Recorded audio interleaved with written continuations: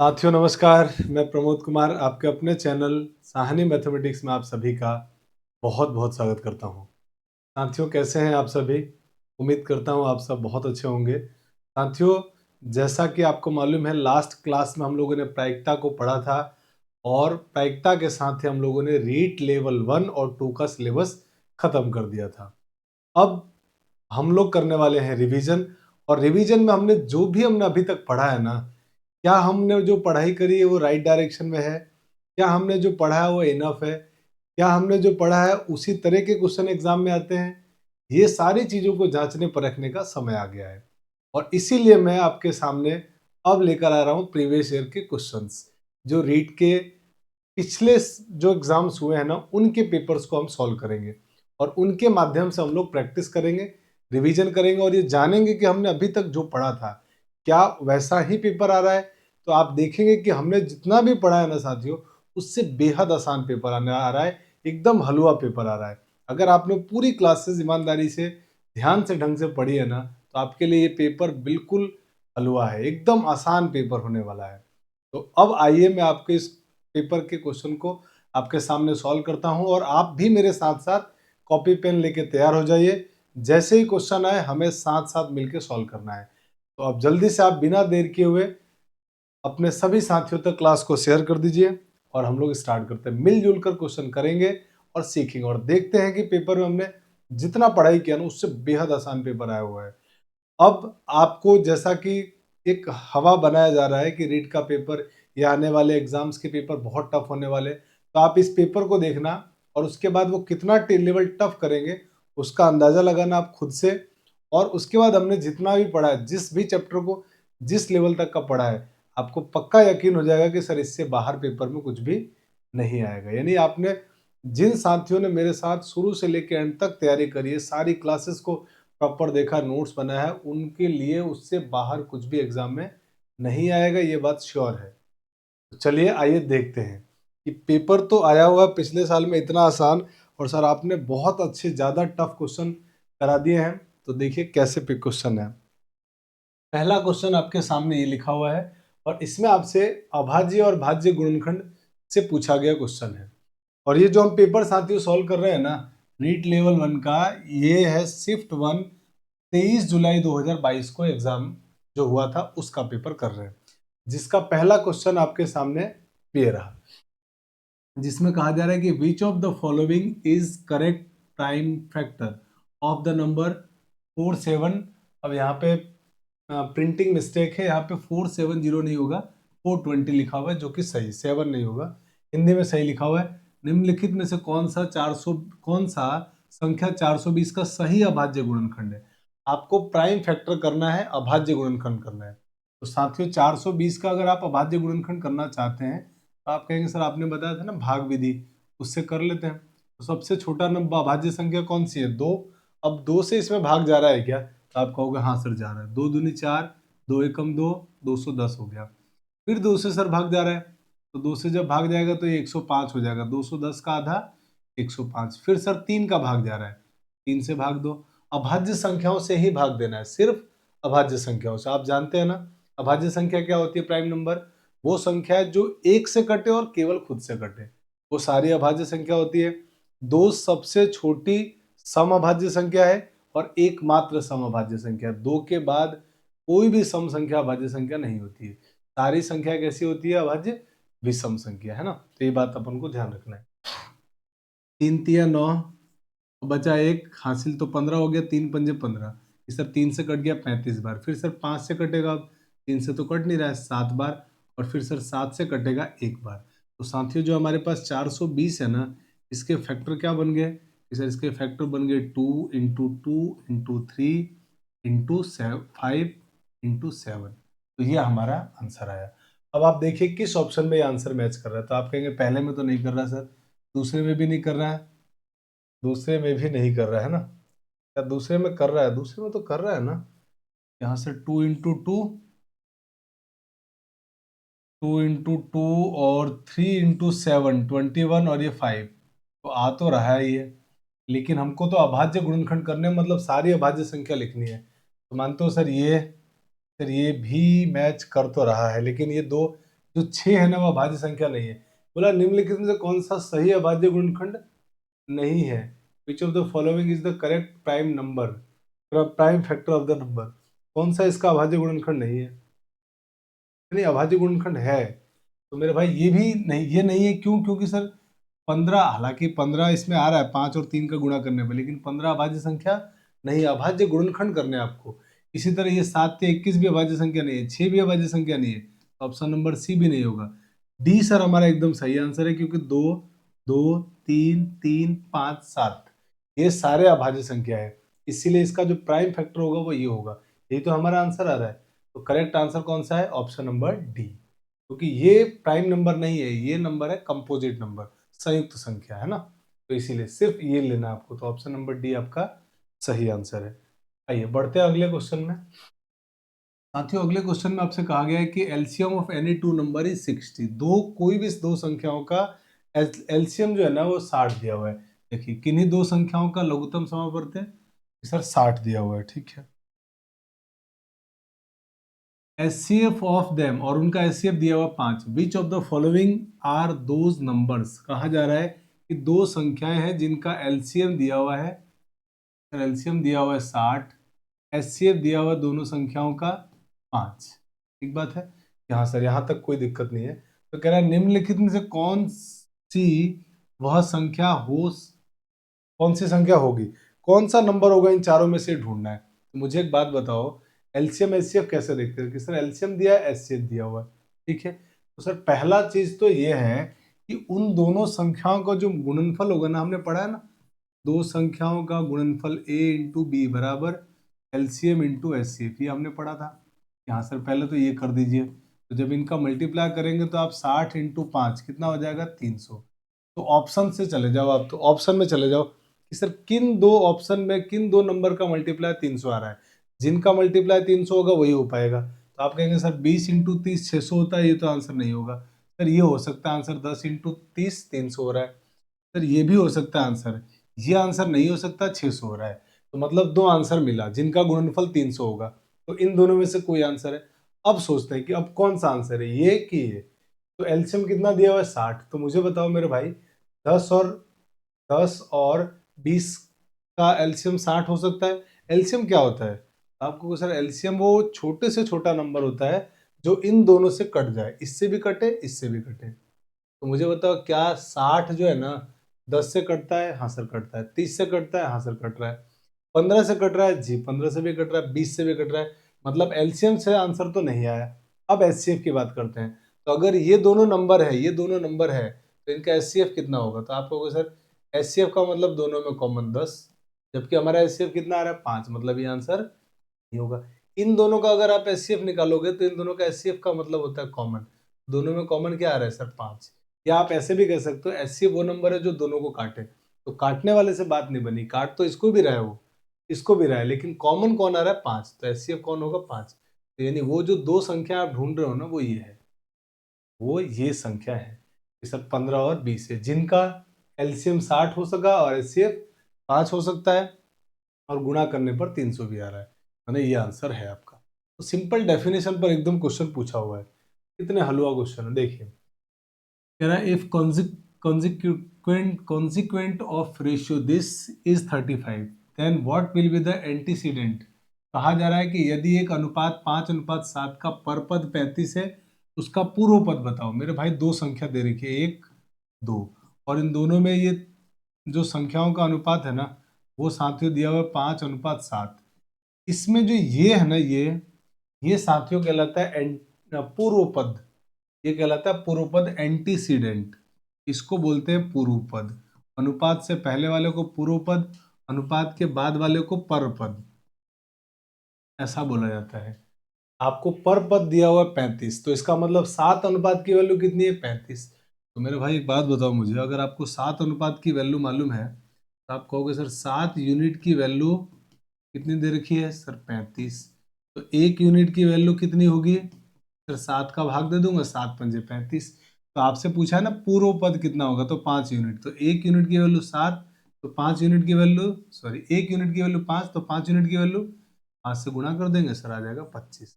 इस क्वेश्चन का सही आंसर क्या है साथियों? 25 होगा, है ना।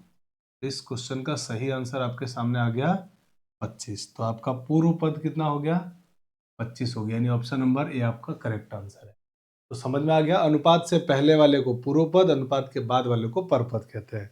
और सिंपल अनुपात का क्वेश्चन दिया था, परपद दिया हुआ मतलब 7 अनुपात की वैल्यू 35, तो 1 अनुपात की वैल्यू 5, तो 5 अनुपात की वैल्यू 25। एकदम सिंपल, देखो कितना आसान क्वेश्चन दिया है। और हमने अनुपात समानुपात के टाइप वाइज हमने कितना बढ़िया बढ़िया क्वेश्चन किए थे, तो देखो उससे तो पेपर कितना इजी दिया है। अब इससे ज्यादा लेवल का अगर बनाता है पेपर, तो आप समझ रहे हो ना कि इससे ज्यादा लेवल का भी बनाएगा ना, तो हमने जो टाइप वाइज 3-4 क्वेश्चन किए थे ना, उसके बाद आना बंद हो जाएगा। मतलब उससे ज्यादा डिफिकल्ट क्वेश्चन आ ही नहीं सकता। हमने तो काफी ज्यादा डिफिकल्ट लेवल के क्वेश्चन कर रखे हैं। आइए क्वेश्चन नंबर 4। अब देखिए 4 नंबर क्या बोल रहा है। Four man four man can complete a work in 20 days, ठीक है। Then 10 man will be complete the same work in how many days. कहा जा रहा है कि 4 आदमी एक काम को 20 दिन में कर सकते हैं, तो 10 आदमी उसी काम को कितने दिन में पूरा करेंगे। तो आपको लग गया आइडिया कि सर ये तो एमडीएच का क्वेश्चन है। मैन डे बात करा, मतलब एमडीएच वाला। तो हमने एमडीएच का क्वेश्चन क्या करा था, हमने पढ़ा था कि M1D1H1। अब एच तो है नहीं, आवर्स मैन है और डे है, तो एच को हटा दो कि सर कोई जरूरत ही नहीं। और दूसरे वाले में सेम काम को M2D2, तो मैन कितने पहले काम में कि सर 4 आदमी काम को 20 दिन में करते हैं, तो 4 × 20। इसी तरीके से 10 आदमी, तो M2 की जगह 10 कितने दिन में काम करेंगे, मान लो x दिन में, तो x आपको निकालना है। कितना अच्छी क्वेश्चन है सर, ये एमडीएच पर बेस्ड क्वेश्चन था। अब ये सर आप कहोगे 0 से 0 काट दो, तो सर x का मान कितना मिल गया, 4 दूनी 8, यानी आपका आंसर कितना हो गया, 8 दिन। तो इस क्वेश्चन का सही आंसर साथियों क्या था, 8 दिन इसका सही आंसर था। तो देखो हमने ये क्वेश्चन आपका खत्म कर दिया, आंसर आ गया 8 दिन, यानी ऑप्शन नंबर डी। आइए अगले क्वेश्चन में बात करते हैं। क्वेश्चन नंबर 4 में कहा जा रहा है, on selling an article for 329 a dealer loss 6%। मतलब 329 रुपए में बेचने पर उसको 6% का लॉस हो रहा है। तो कहा जा रहा है कि the cost price of the article is, 329 रुपए में एक वस्तु को बेचने पर एक डीलर को 6% की हानि हुई, तो वस्तु का क्रय मूल्य बताओ। मेरे भाई एक बात बताओ, आपसे लॉस के बारे में बात किया जा रहा है। लॉस कितना होगा कि सर 6%। 6% की फ्रैक्शन वैल्यू क्या होगी कि सर 6% की फ्रैक्शन वैल्यू होगी 3/50।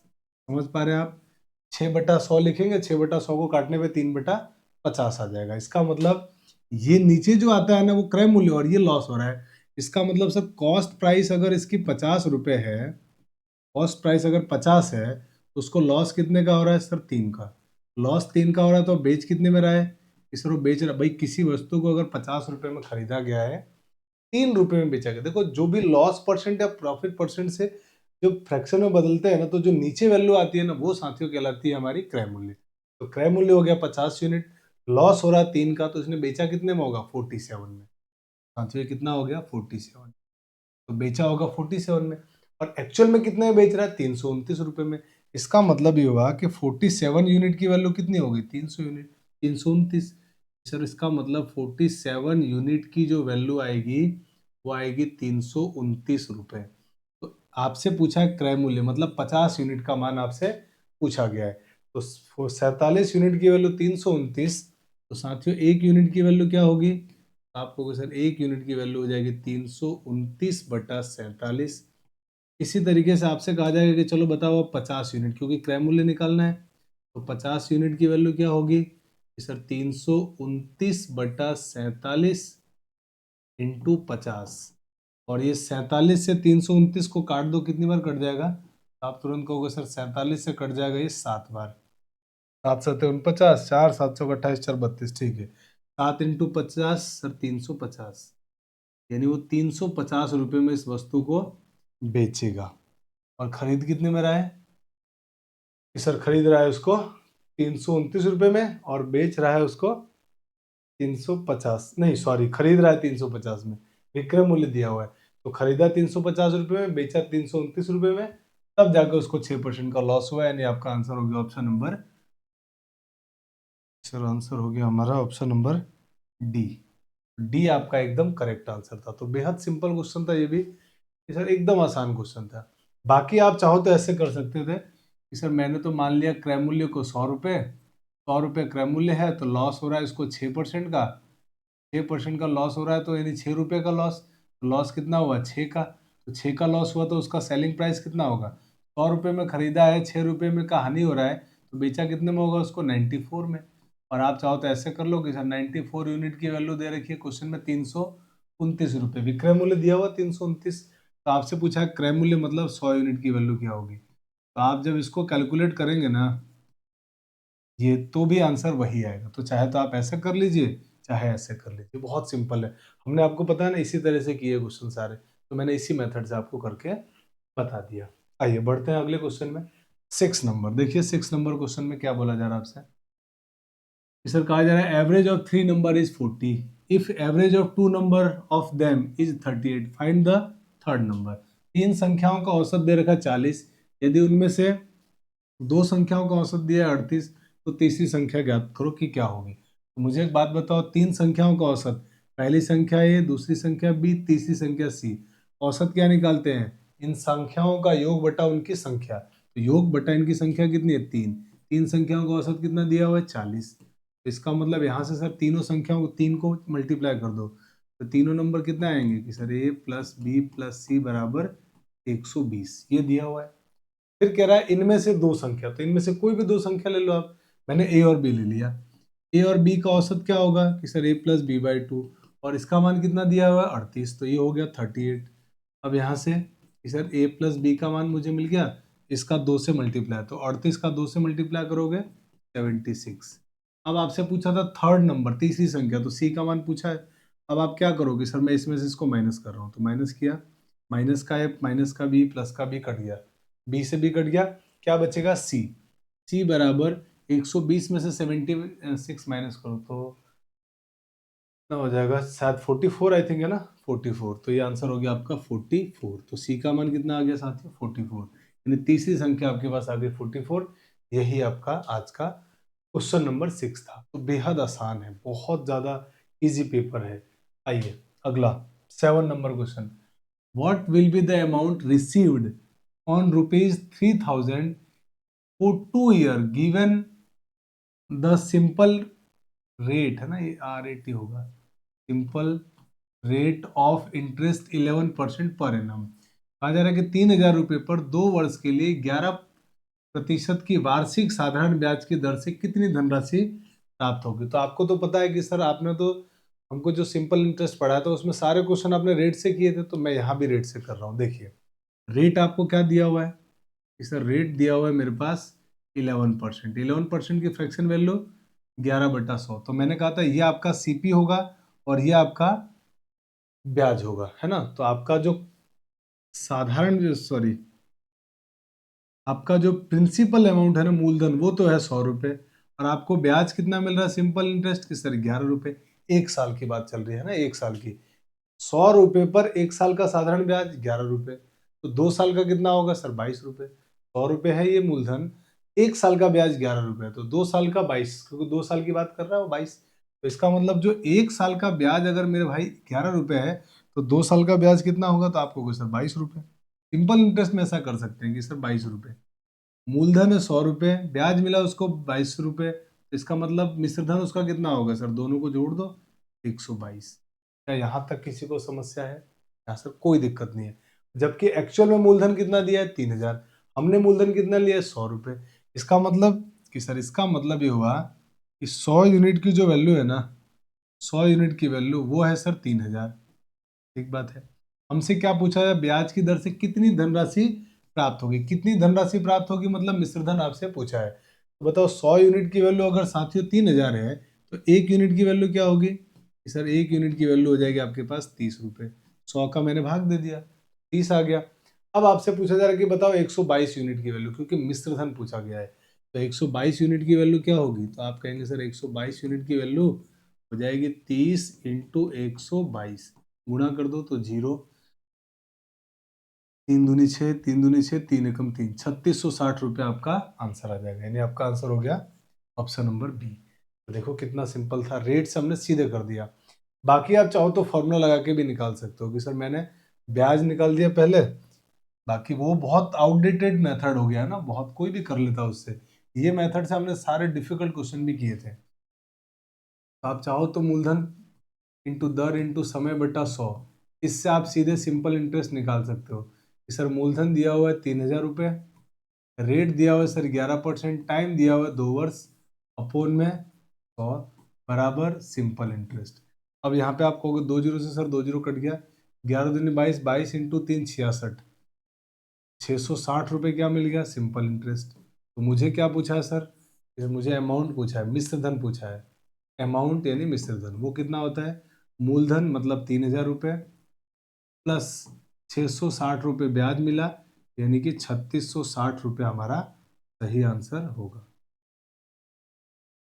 आई होप कि आप बात को समझ गए कि हाँ सर ऐसे भी कर सकते थे। तो एकदम सिंपल था, फॉर्मूला बेस्ड क्वेश्चन को करते तब भी हो जाता, ऐसे करते तब भी हो जाता। मैंने सारे क्वेश्चन रेट से किए हैं और मैं रेट से ही करता हूँ क्योंकि इससे क्वेश्चन डिफिकल्ट क्वेश्चन भी बड़े आराम से बन जाता है। अब आइए अगले क्वेश्चन में, क्वेश्चन नंबर 8 कहा जा रहा है कि the difference of the simple interest for 2 years and 3 years on the sum of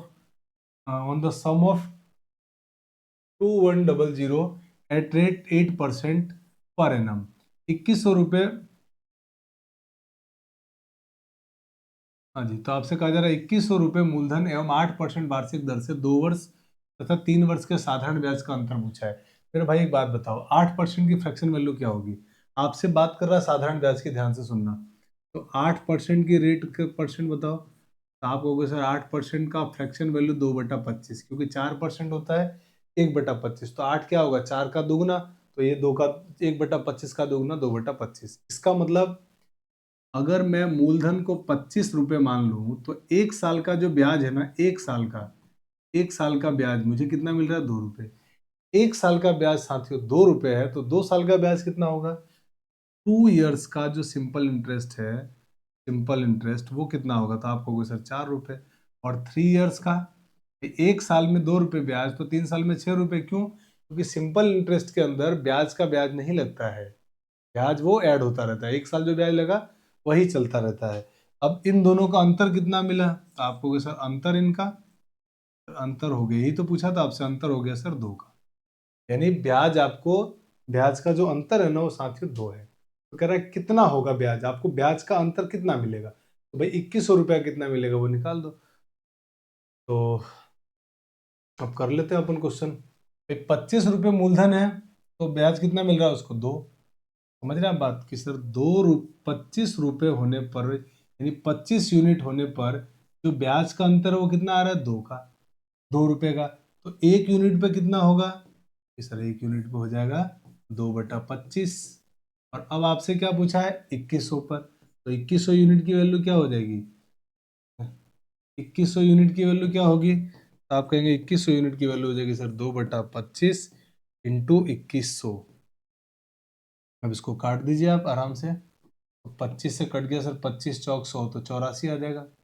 84 को 2 से गुणा कर दो, 4 दूनी 8 और 8 दूनी 16, 168 रुपये, 168। यानी आपका आंसर हो गया ऑप्शन नंबर बी। तो इस तरीके से कर लो, या फिर आप इस तरीके से नहीं करना है तो आप फॉर्मूले से कर लो कि सर आप एक काम करो ना, सीधे फॉर्मूले से। तो बताइए, मूलधन इंटू रेट इंटू 3 साल का ब्याज, तो 3/100 माइनस सर मूलधन इंटू रेट इंटू 2 साल का ब्याज बटा 100। इन दोनों का ही तो अंतर पूछा है। अब आप कहोगे सर इन दोनों में से देखो, P इंटू आर बटा 100 तो आ गया सर कॉमन, ये कॉमन आ गया, अंदर बचा सर 3 - 2, 3 - 2 साथियों होता है 1। मूलधन कितना दिया है सर, 2100 रुपये। दर कितनी दे रखी है सर, 8%। नीचे यहाँ पे कितना दिया हुआ है, 100 इंटू में 1। अब इसको कैलकुलेट कर दो, सीधे आपका आंसर दे देगा। तो आपको कहोगे सर ये 2 जीरो से 2 जीरो, 21 इंटू 8 होता है सर 168। देखो ये आपको अभी इतना सिंपल क्वेश्चन दिया ना, इसलिए इजी लग रहा है, बाकी ये बेस्ट मेथड है, अच्छा मेथड है ये जो मैंने आपको करके बताया है ना। हो सकता है आपको दिक्कत लग रहा हो तो आप इससे कर लो, कोई दिक्कत नहीं है। आइए बढ़ते हैं साथियों अगले क्वेश्चन में। तो अगला जो क्वेश्चन है ना, उसमें लिखा हुआ है आपके पास, bicycle is purchased for 1800 and is sold at profit 12%, its selling price is. कह रहा है एक साइकिल को 1800 रुपये में खरीद कर 12% के लाभ पर बेच दी गई, तो उसका विक्रय मूल्य बताओ। तो मेरे भाई 12% लाभ दिया हुआ है, तो 12% की आप तो फ्रैक्शन वैल्यू बताओ ना। तो आपको कि सर 12% की फ्रैक्शन वैल्यू 4% मुझे मालूम है, 4% होता है 1/25, तो 12%, 12 4 का 3 गुना, तो हम भी 1/25 का 3 गुना कर देंगे, तो 3/25, 3/25, तो इसकी फ्रैक्शन वैल्यू 3/25, ये होता है साथियों सीपी, और ये हो रहा है इसको प्रॉफिट। सोचो क्रय मूल्य कितना है सर 25 यूनिट, लाभ कितना हो रहा है सर 3 का, तो इसका मतलब उसने बेचेगा कितने में उसको, भाई 25 रुपए में खरीदा है और 3 रुपए के लाभ पर बेच रहा है, मतलब कितने में बेच रहा होगा 28 में। सर सेलिंग प्राइस हो गया 28, यहाँ तक किसी को दिक्कत नहीं होनी चाहिए कि सर 25 रुपए में खरीदा, 3 रुपए के लाभ पे यानी 28 रुपए में बेच दिया। दिया हुआ क्या आपको कि सर 1800 रुपए में उसने खरीदा है, मतलब इसका क्रय मूल्य दिया है। इसका मतलब साथियों आप ये कह सकते हो कि सर 25 यूनिट की वैल्यू 1800 रुपए है, 25 यूनिट की वैल्यू 1800, तो 1 यूनिट की वैल्यू कितनी हो जाएगी, तो आप कहोगे सर 1 यूनिट की वैल्यू में 25 से भाग दे दूंगा, 18 चौक 72, सर 72 रुपये आ जाएगा, 1800 में भाग दे दो 25 का, तो सर ये आ गया 72 रुपये। अब मेरे भाई 1 यूनिट की वैल्यू 72, तो आपसे विक्रय मूल्य पूछा है, विक्रय मूल्य कितना है 28 यूनिट, तो आपसे पूछा गया 28 यूनिट की वैल्यू बताओ, तो 28 यूनिट की वैल्यू क्या होगी, तो ये हो जाएगा 72 × 28, काट दो भाई, इसको मल्टीप्लाई कर दो, 28 दूनी 56 के 6 हासिल 5। अब आप कहोगे सर यूनिट डिजिट से खत्म कर दो, 6 आ गया, तो आपका आंसर हो गया 2016, क्योंकि यूनिट डिजिट 6 आ रहा है और हमको तो बाकी सारे के यूनिट डिजिट अलग अलग है, तो 6 से खत्म हो गया, बाकी चाहो तो आप मल्टीप्लाई कर लो कि 28 दूनी 56 के 6 हासिल सर 5, और 28 × 7, तो 7 दूनी 14, 140 और 56 196, 196 में आप जोड़ दो 5, तो कितना हो जाएगा 201 आई थिंक, है ना, 196 प्लस 5 201, ये 201, तो आपका आंसर हो गया 2016 रुपये। तो इस तरीके से आपका ये क्वेश्चन खत्म हो गया कि सर हो गया क्वेश्चन, बेहद आसान क्वेश्चन, तो देखो क्या हलवा क्वेश्चन है, वैसा पेपर अगर आ जाए तो मुझे लगता है आप पेपर फोड़ दोगे एकदम बिल्कुल, है ना, कि सर ऐसा हलवा क्वेश्चन आएगा तो एक भी गलत नहीं होगा हमारा, सारे क्वेश्चन सही करके आने वाले हैं। आइए क्वेश्चन नंबर 10, इसमें कहा गया है कि in the given figure the value of A, दिए गए चित्र में ए का मान, इसमें आपको ए की वैल्यू फाइंड आउट करनी है साथियों। अब अगर आपको ए की वैल्यू फाइंड आउट करनी है तो आप क्या करोगे कि सर हमको देखो, ये हमको मालूम है कि ये देखिए सर ए निकालना है, ये लाइन और ये लाइन, ये दोनों लाइन एक दूसरे को प्रतिच्छेद कर रही है, प्रतिच्छेद कर रही है, और प्रतिच्छेद कर रही है, तो ये दोनों कोण, ये वाला कोण और ये वाला कोण शीर्षाभिमुख कोण, और शीर्षाभिमुख कोण आपस में बराबर होते हैं, तो ये 40 है, तो साथ ही ये भी कितना होगा ये सर 40 डिग्री। इसी तरीके से अगर मैं आपसे ये कहूँ कि देखो अब ये वाला पिंक वाली लाइन, ये और ये सर ये दोनों एक दूसरे को प्रतिच्छेद कर रही है, पिंक वाली को ध्यान से देखो, यहाँ सर ये दोनों प्रतिशत कर रही है, तो ये कोण और ये कोण भी क्या होगा शीर्षाभिमुख कोण, तो ये अगर 5 है तो ये भी कितना होगा 5 है। अच्छा ये पूरी एक लाइन है, लाइन है, पूरी एक रेखा है साथियों, अगर ये रेखा है तो एक रेखा पे बनने वाला अधिकतम कोण कितना होता है 180 डिग्री, समझ रहे आप, तो इसका मतलब इन तीनों कोणों का योग कितना होगा 180, यानी आप ये कह सकते हो कि sir 5a plus 90 degree plus 40 degree, इन तीनों डिग का योग जो है ना 180 डिग्री होगा। अब मेरे भाई ये कितना होगा, तो आपको कहोगे सर 90 प्लस 40 होता है 130 डिग्री, 130 डिग्री उधर जाके माइनस, तो कितना हो गया 180 माइनस 130 50, तो 5a का मान, ये सर 5a का मान आ गया 50 डिग्री। अब आप क्या करोगे 5 से डिवाइड, तो 5 से डिवाइड करोगे तो a का मान 10 डिग्री। साथियों इस क्वेश्चन का सही आंसर क्या हो गया, 10 डिग्री हो गया, ये हमारे क्वेश्चन का आंसर था, यानी ऑप्शन नंबर बी आपका एकदम करेक्ट आंसर है ना। ये बढ़ते हैं साथियों अगले क्वेश्चन में, क्वेश्चन नंबर 11, देखिए 11 नंबर क्वेश्चन में क्या बोला गया आपसे, 11 नंबर क्वेश्चन में बोला गया if 1 metre square equal to x millimetre square, mm square मतलब millimetre square, then the value of x is, यदि 1 वर्ग मीटर x वर्ग मिलीमीटर के बराबर होता है तो x का मान बताओ। तो देखो ये छोटी सी बात है कि सर 1 मीटर जो है ना, हम जानते हैं कि 1 मीटर में 1000 मिलीमीटर होता है, ये हमको मालूम है, ये हम जानते हैं कि हाँ 1 मीटर में 1000 मिलीमीटर होता है। हमसे पूछा गया 1 वर्ग मीटर में कितने मिलीमीटर होंगे, तो वर्ग का मतलब होता है स्क्वायर करना, तो आप इसका स्क्वायर कर दोगे, तो 1 का स्क्वायर 1, m का स्क्वायर m स्क्वायर, 1 वर्ग मीटर हो गया, 1 वर्ग मीटर 1 मीटर स्क्वायर, और इधर स्क्वायर किया तो इधर भी स्क्वायर होगा, तो सर इसका मतलब ये होगा कि आप 1000 के स्क्वायर की बात कर रहे हो, बिल्कुल।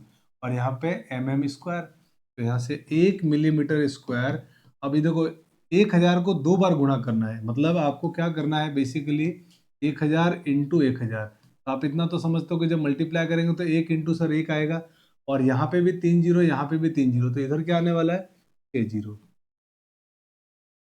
तो ये आपका फाइनल आंसर आ गया कि सर 1 मिलीमीटर जो है ना वो इतना, 1 वर्ग मिलीमीटर जो है ना, वर्ग मीटर हमारे पास, सर 1 वर्ग मिलीमीटर होगा हमारे पास इतना मिलीमीटर। और ये 6 जीरो किस में आ रहे हैं, तो आपको कैसे, इसमें तो 4 ही जीरो आ रहे, नहीं होगा, 3 जीरो आ रहे, नहीं होगा, इसमें 5 जीरो आ रहे, नहीं आ रहा, इसमें 6 जीरो आएगा, तो ये हमारा आंसर हो गया। अब आइए साथियों बढ़ते हैं अगले क्वेश्चन में, 12 नंबर। तो देखिए 12 नंबर में क्या बोला जा रहा है। 12 नंबर में कह रहा 15 metre square is the area of, 15 वर्ग मीटर क्षेत्रफल है, मतलब किसका क्षेत्रफल होगा 15 वर्ग मीटर, ये आपसे पूछा गया है। 15 वर्ग मीटर क्षेत्रफल है, तो पहला ऑप्शन देखिए, एक वर्ग जिसकी भुजा 15 मीटर है। साथियों अगर एक वर्ग की भुजा 15 मीटर है तो उसका क्षेत्रफल क्या होगा, 15 × 15 यानी 225 वर्ग मीटर। जबकि आपसे बोला है क्षेत्रफल 15 होना चाहिए, क्योंकि वर्ग का क्षेत्रफल होता है, आप जानते हैं, भुजा स्क्वायर। इतना सिंपल क्वेश्चन दिया है कि सर ये आंसर नहीं होगा। 3 वर्ग जिसकी प्रत्येक भुजा 5 मीटर है। अब मुझे बताओ 3 ऐसे वर्ग बनाने हैं जिनकी प्रत्येक की भुजा 5 मीटर। जैसे एक वर्ग बनाया मैंने, एक वर्ग यहाँ बनाया मैंने, ठीक है सर, और एक वर्ग मैंने यहाँ बना दिए, तीनों वर्ग बना दिए। प्रत्येक की भुजा कितनी बोली इसने कि सर 5, इसकी भी 5, इसकी भी 5, और इसकी भी 5, प्रत्येक की भुजा 5। तो मेरे भाई बताओ इसका क्षेत्रफल कितना होगा, इसका क्षेत्रफल 5 का स्क्वायर यानी 25, इसका क्षेत्रफल सर 25, और इसका क्षेत्रफल भी 25। तो जब इनको जोड़ोगे तो ये तो 75 हो गया, जबकि हमको 15 चाहिए, तो आंसर नहीं होगा। 5 वर्ग जिसकी प्रत्येक की भुजा 3। अब ऐसे आपको 5 वर्ग बनाने हैं, तो मेरे भाई एक काम करते हैं, 5 वर्ग बना के देख लेते हैं। तो बताओ 5 वर्ग बनाने हैं, एक वर्ग यहाँ से, 1 2 3 4, जस्ट आपको समझाने के लिए, बाकी तो आपको सब समझ में आ गया, 5। अब ये 5 वर्ग में एक की भुजा 3 है, तो ये भुजा 3, तो ये भी 3, तो एक वर्ग का एरिया सर 9 आ गया। और ऐसे कितने बना रहे 5, तो 5 को 5 बार 9 को जोड़ दो या 5 से मल्टीप्लाई कर दो, सर 45 आ गया। और हमको चाहिए 15, मतलब ये आंसर नहीं होगा। अगला बोल रहा है 15 वर्ग जिसमें प्रत्येक की भुजा एक, तो आपको सर ये सही है, क्योंकि प्रत्येक की भुजा एक है। तो मेरे भाई अगर प्रत्येक की भुजा एक है, तो मान लीजिए ये मैंने कोई वर्ग बनाया जिसकी एक भुजा एक, ये भी भुजा एक, तो इसका क्षेत्रफल कितना आएगा, एक का स्क्वायर मतलब एक। एक वर्ग की भुज क्षेत्रफल 15 एक है, एक वर्ग का क्षेत्रफल एक, तो 15 वर्ग का क्षेत्रफल 15, और हमको 15 ही चाहिए था, यानी आपका ऑप्शन नंबर डी एकदम करेक्ट है। तो बेहद आसान आसान क्वेश्चन दिए हुए हैं। आइए अगले क्वेश्चन में कहा जा रहा है साथियों कि find the volume of given figure, दी गई आकृति का आयतन ज्ञात कीजिए। तो इस आकृति को देख के आपको आइडिया आ गया कि सर ये घनाभ है। याद करिए हमने ऐसे खूब सारे डायग्राम बनाए थे, तो आपको सर ये घनाभ है। और घनाभ के आयतन का सूत्र क्या होता है कि सर घनाभ के आयतन का सूत्र यानी वॉल्यूम होता है लंबाई इंटू चौड़ाई इंटू ऊंचाई। साथियों इसकी लंबाई कितनी है सर 3y, देख पा रहे हैं आप आराम से, 3y। चौड़ाई सर y, इसके बाद सर ऊंचाई है इसकी 2y, तो ये हो गया 2y।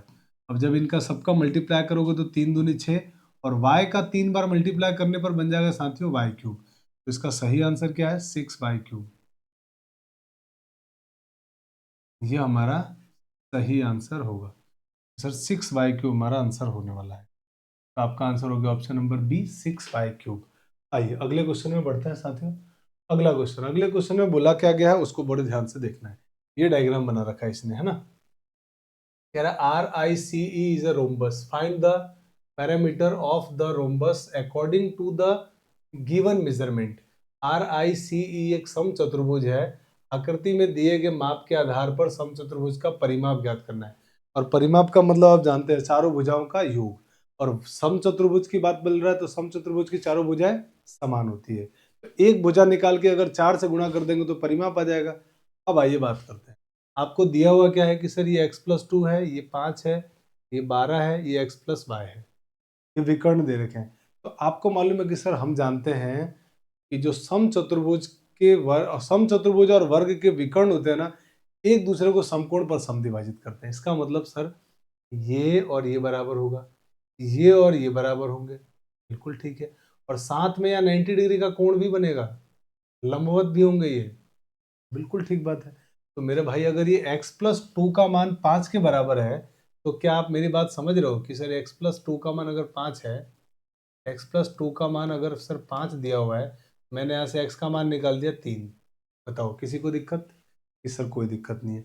इसका मतलब ये 5 है तो ये भी हमको कितना मिल गया? 5। यहाँ सर हो गया। और मेरा टारगेट है साथियों एक भुजा निकालना। तो आप कहोगे सर अगर ये 5 है और ये अगर 12 है, ध्यान से देखो सर ये 12 है, क्वेश्चन में दिया हुआ है, ये आपने 5 निकाल लिया क्योंकि x का मान 3 आया, 3 आपने यहाँ लिख दिया। नहीं भी लिखोगे तो कोई दिक्कत नहीं यार, कि सर हमको मालूम है कि इस विकर्ण जो है ना समद्वि भाजित करते हैं, तो ये 12 है तो ये भी 12 होगा, ये 5 है तो ये भी 5 होगा। अब मुझे बताओ ये 5 है, ये 12 है, और 12 है और ये 5 है, तो यहाँ 90 डिग्री का कोण बन रहा है। तो आप याद करो 5 12 को लेके कोई ट्रिपलेट्स याद आ रहा है आपको? तो आपको सर 5 12 को लेके मुझे एक ट्रिपलेट्स याद आ रहा है 13, ये भुजा कितनी रही होगी? 13 रही होगी।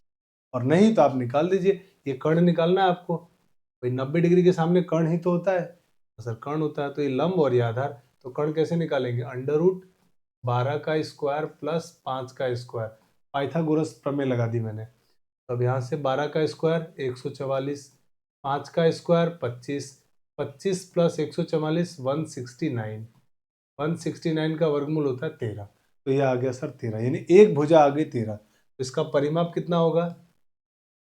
सर परिमाप बेहद आसान है। अब परिमाप होगा 4 इंटू भुजा, 4 इंटू भुजा कितनी है? 13, क्योंकि चारों भुजा सेम होती है, 13 चौक 52, तो इसका परिमाप आ गया 52 सेंटीमीटर।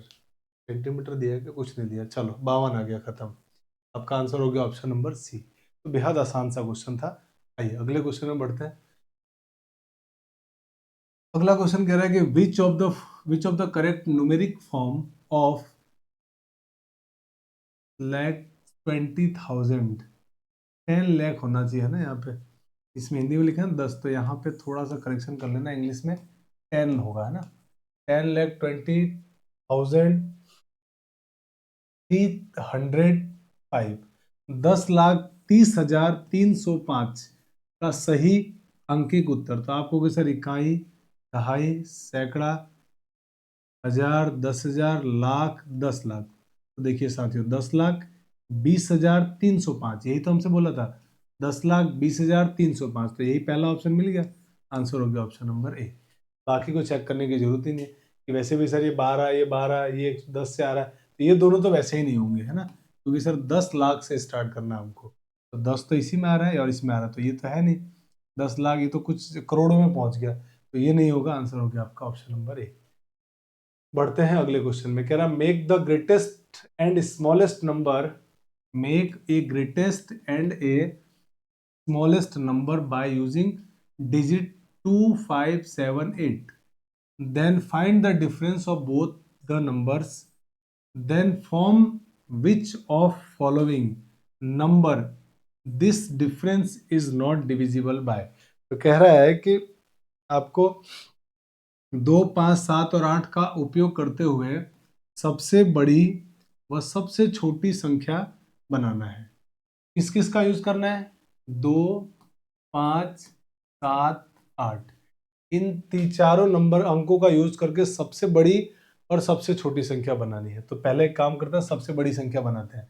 कैसे बनाएंगे सबसे बड़ी संख्या? तो सबसे बड़ी संख्या बनाने के लिए साथियों सबसे बड़ा नंबर लिखो और उसके बाद नंबर को है ना राइट साइड की तरफ छोटे करते जाओ। तो सबसे बड़ा नंबर लिखा पहले हमने 8, इसके बाद 7, इसके बाद 5, इसके बाद 2, ये आपके पास सबसे बड़ी संख्या हो गई।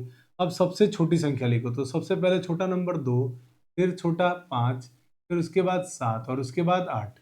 देखो ये हमने इन नंबरों का यूज करके सबसे बड़ा और सबसे छोटा नंबर लिख दिया। अब आपसे बोला गया दोनों संख्याओं का अंतर ज्ञात कीजिए, तो दोनों का अंतर कर लेते हैं। अंतर का मतलब घटाना है। तो मेरे भाई मैंने क्या किया, अब 12 में से 2 में से 8 तो घटेगा नहीं, तो हासिल ले लो। तो यहाँ से हासिल लिया तो ये 12 हो गया और ये कितना बन गया 4। 12 में से 8 घटाओगे सर 4, यहाँ 4 में से 7 नहीं घटेगा, एक हासिल लोगे तो यहाँ 6 बन जाएगा, यहाँ 14 हो जाएगा। 14 में से 7 घटाएंगे 7, यहाँ 6 में से 5 घटाएंगे 1 और 8 में से 2 घटाएंगे 6, सर ये आ गया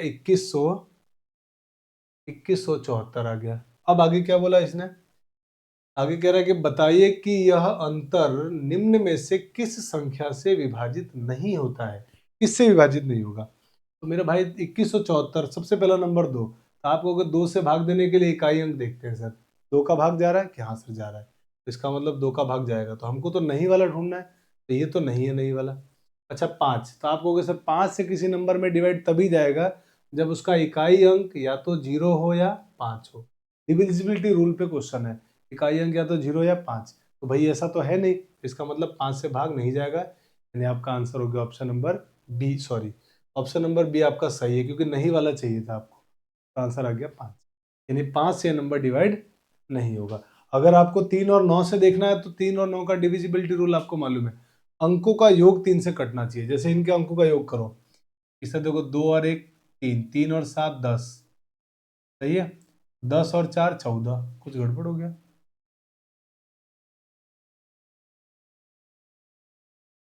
माइनस में मैंने गड़बड़ किया है क्या, एक बार देख ले।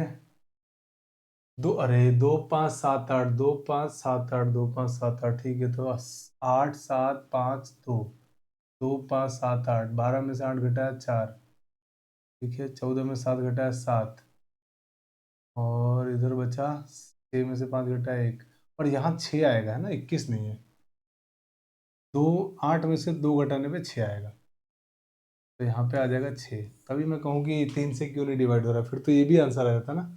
तो देखो अब 6 और 7 1 7, 7 और 7 14 और 4 18, अब साथियों 18 अंकों का योग आ रहा है, अब 18 अगर 3 से कटता है तो 3 से भी कटेगा पूरा नंबर, तो ये आंसर नहीं होगा, और 18 9 से भी कटता है तो ये भी आंसर नहीं होगा, तो सही आंसर कौन सा था, 5। अब आइए अगले क्वेश्चन में, कह रहा है कि in which of the following alternative 500 is not a place value of 5, निम्न में से कौन से विकल्प में 5 का स्थानीय मान 500 नहीं है। 5 का स्थानीय मान, तो मेरा भाई किसी भी नंबर, कोई भी नंबर लिखा हुआ है, जैसे 4 9 3 8 4 ऐसा लिखा हुआ है, तो इसके जो डिजिट्स होते हैं ना, डिजिट्स, इसके जो डिजिट होते हैं ना साथियों, डिजिट,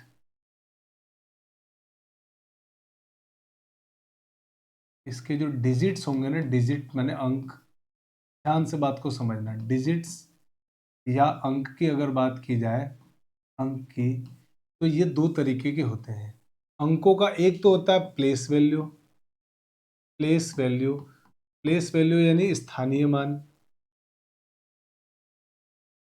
और एक होता है उसका अंकीय मान, मतलब एक तो होता है प्लेस वैल्यू और एक होता है इसका अंकीय मान।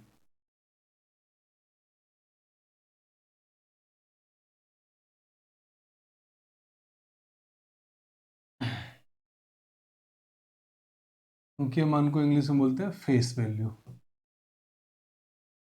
ये दो तरह से अंकों का मान होता है, किसी भी डिजिट की वैल्यू में निकालेंगे जब आप, तो दो तरीके से वैल्यू आएगी, एक तो होगा प्लेस वैल्यू स्थानीय मान, एक होगा फेस वैल्यू अंकीय मान। अब ये क्या होते हैं सर, इनमें क्या अंतर होता है, देखो बहुत मामूली सा अंतर होता है साथियों इन दोनों में, कि सर एकदम बेसिक सा अंतर होता है, और बेसिक सा अंतर ये है ना कि जो स्थानीय मान निकालोगे ना किसी भी अंक का, जैसे आपसे बोला जाए कि चलो 4 3 9 बन लो, ये 4, हाँ चलो 4 को मैं कुछ अलग और बना देता हूँ, कि सर 4 को आप है ना 7 लिख दीजिए, मैं अलग लिख देता हूँ, चलो ये 7, चलो इसी नंबर को रहने दो, छोड़ो। तो आप बताओ मुझे, अब बोला जाए आपसे कि 4 का स्थानीय मान बताओ, 4 का स्थानीय मान, तो 4 को देखो कहाँ है, कि सर ये रहा, इसके बाद कितने डिजिट लिखे हुए हैं, कि सर 3 डिजिट लिखे हुए हैं, तो 4 लिख के 3 जीरो लगा दो, जितने डिजिट राइट साइड में ना उतने जीरो लगा दो। इसी तरह आपसे पूछा जाए कि चलो बताओ 9 का स्थानीय मान बताओ, तो आप कहोगे 9, और 9 के बाद कितना अंक आ रहे हैं, 2, तो 2 जीरो लगा दो। आपसे बोला जाए कि चलो 3 3 का स्थानीय मान बताओ, तो आप कहोगे 3 का स्थानीय मान, 3 के बाद कितने अंक है, 1, तो 1 जीरो लगा दो। 8 का स्थानीय मान, तो 8 का स्थानीय मान सर खुद हो गया 8, क्योंकि 8 के बाद कोई नंबर नहीं है। तो ये तो होता है साथियों स्थानीय मान, और अंक ये स्थानीय मान होता है। अंकीय मान क्या होता है, किसी भी अंक का अंकीय मान वो खुद होता है। जैसे अगर बोला जाए 4, कि चलो बताओ 4 का अंकीय मान, तो ध्यान रखना 4 का अंकीय मान 4 ही होता है। 8 का अंकीय मान, तो 8 का अंकीय मान 8 ही होगा। फिर आपसे बोला जाए 9 का अंकीय मान, तो आप ध्यान रखना 9 का अंकीय मान 9 होगा। इसी तरीके से आप ध्यान रखना सारे नंबर, जिस भी नंबर का अंकीय मान पूछेगा वो खुद होता है, और अगर स्थानीय मान पूछेगा तो उस अंक के राइट साइड में कितने अंक है उतने जीरो लगा दो, अंक लिख के उतने जीरो लगा दो। तो आइए आपको ढूंढना है 500 स्थानीय मान। तो मेरे भाई 5 यहाँ पे है, यहाँ से 5 यहाँ है, 5 के बाद कितने जीरो है, कितना अंक है 2, तो उसमें 500 आ जाएगा स्थानीय मान। तो ये तो मेरा आंसर नहीं होगा, 500 नहीं है वो कौन सा ढूंढना है सर। इसमें भी 500 अंशु बन जाएगा, ये भी नहीं होगा। इसमें सर स्थानीय मान 5 का जो है ना वो 50 बनेगा। देखो 5 के बाद एक जीरो है तो इसीलिए हमारा ये आंसर हो गया। इसमें भी देखो 500 बन रहा है तो ये भी आंसर नहीं होगा। ये बात आपको थोड़ा सा ध्यान रखना है। तो आई थिंक आपको अंकीय मान स्थानीय मान समझ में आया। अगर क्वेश्चन आएगा तो कर लोगे। एक चीज और ध्यान रखना, इकाई अंक का, ये इकाई अंक कहलाता है, इकाई अंक का स्थानीय मान और अंकीय मान सेम रहता है। देख लो आप, इकाई अंक 8, 8 का अंकीय मान स्थानीय मान 8 और अंक 8 का अंकीय मान भी 8 होता है। तो इकाई अंक का स्थानीय मान और अंकीय मान सेम होगा। कभी आपसे कोई क्वेश्चन दे देना कि चलो बताओ भाई कोई संख्या है x y z, अब बताओ z का स्थानीय मान और अंकीय मान का अंतर, तो z का स्थानीय मान और अंकीय मान का अंतर 0 हो जाएगा। क्यों? क्योंकि दोनों सेम होता है। चलिए आइए क्वेश्चन नंबर 18 में कहा जा रहा है कि विच of the following is the correct descending order बोला जा रहा है। डिसेंडिंग मतलब घटते हुए क्रम, सबसे बड़ा फिर छोटा, ऑर्डर ऑफ फ्रैक्शन, निम्नलिखित में से कौन सा भिन्नों का सही अवरोही क्रम है। आइए अब अवरोही क्रम ढूंढते हो। तो आप देखिए ऑप्शन को ध्यान से, तो आप कहेंगे कि सर ऑप्शन में ना फ्रैक्शन सब सेम दिया हुआ है, मतलब फ्रैक्शन को बस इधर उधर कर रहा है, चार ही हमारे पास नंबर है और उन्हीं को वो अलग अलग लिख रहा है। तो काम करते चारों को लिख लेते, किसी एक एग्जाम्पल से शुरू करो। चलो ए ऑप्शन के चारों ऑप्शन को मैं लिख रहा हूँ, 1/2, इसे 2/5, इसके बाद 3/4 और 2/3। अब आपको क्या करना है, कौन बड़ा है कौन छोटा ये ढूंढना है। तो मेरे भाई एक तो बेहद आसान काम है, कौन बड़ा है कौन छोटा उसको ढूंढना। कैसे कि सर अगर हर को बराबर कर दिया जाए ना, डिनोमिनेटर सेम कर दे तो हमारा आंसर बहुत आराम से आ जाएगा। डिनोमिनेटर अगर सेम है तो जिसका नोमिनेटर बड़ा वो नंबर बड़ा, तो डिनोमिनेटर को समान करते हैं। तो 2, 5, 4 और 3 इनका एलसीएम ले लो। तो आप कहोगे कि सर 2, 3, 5 और 4, 2, 3, 5, हाँ ठीक है, इनका एलसीएम। तो जब आप इन सब का एलसीएम लेंगे तो आप कहेंगे सर इनका एलसीएम लेने पर आ रहा है 60। तो मेरे भाई बस आपको हर को 60 बनाना है। अब 60 बनाने के लिए क्या करना पड़ेगा वो देखो। तो मुझे बताओ 2 को 60 बनाने के लिए क्या करोगे कि सर 30 से गुणा। अगर नीचे गुणा किया तो ऊपर भी गुणा करो, तो गुणा करोगे तो कितना बन जाएगा कि सर 30/60। इसको 60 बनाने के लिए सर 12 से गुणा, तो इसको भी 12 से गुणा करोगे तो कितना बन जाएगा, फिर ये हो जाएगा 24/30। इसी तरह से इसको अगर 60 बनाना है तो 4 को किससे गुणा करोगे, 15 से, तो ऊपर भी 15 से गुणा, तो ये हो गया 15 तिया 45/60। यहाँ पे भी इसको 60 बनाने के लिए 10 सॉरी 20 से गुणा, तो सर 20 × 20, ऊपर भी 20 से गुणा, 20 × 2 40/60। अब देखिए आपने सबके हर समान कर लिए, सबके अगर हर समान हो गए हैं तो सर क्वेश्चन में कोई दम ही नहीं है। फिर तो आप क्या करेंगे, किसका ऊपर वाला सबसे बड़ा है, तो आप कहोगे 45 सबसे बड़ा है, यानी 3/4 साथियों सबसे बड़ा नंबर है। ठीक है सर, इसके बाद 45 के बाद छोटा नंबर 40, तो अगला नंबर कौन सा आएगा कि सर 2/3। इसके बाद है सर 30 और 24 में 30, तो यानी 1/2, और उसके बाद है साथियों 2/5, लास्ट में तो यही बच गया कि सर ये हमारा ऑर्डर होगा सही ऑर्डर। तो ये जो डिसेंडिंग ऑर्डर है वो ये आ गया। तो अगर कभी डिसेंडिंग ऑर्डर असेंडिंग ऑर्डर का आंसर आ जाए तो ध्यान रखना आपको इस तरीके से करना, हर को समान बना के क्वेश्चन खटाक से सॉल्व कर देंगे। तो कौन सा ऑप्शन आ रहा है, 3/4 2/3, 3/4 2/3 और 1/2 2/5, ऑप्शन नंबर बी आपका सही आंसर हो गया। तो हर को समान करने से क्वेश्चन बहुत आराम से बन जाता है। चलिए आगे बढ़ते हैं, क्वेश्चन नंबर 20। साथियों क्वेश्चन नंबर 19 में कहा जा रहा है कि how many prime number lie between 1 to 30, 1 से 30 के बीच में कितनी अभाज्य संख्या होगी। तो गिन लो एकदम। अब अभाज्य संख्या क्या होगी, जो 1 से और खुद से डिवाइड होगी।